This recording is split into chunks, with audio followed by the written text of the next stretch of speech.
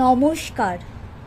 আজ 22শে শ্রাবণ, কবিগুরু রবীন্দ্রনাথ ঠাকুরের আজ 84তম মৃত্যুবার্ষিকী।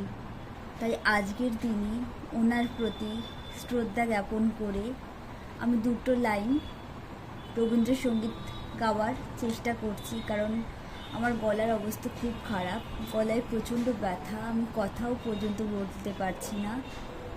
আপনাদের যদি আমার গান ভালো লেগে থাকে অবশ্যই লাইক আর কমেন্ট করবেন।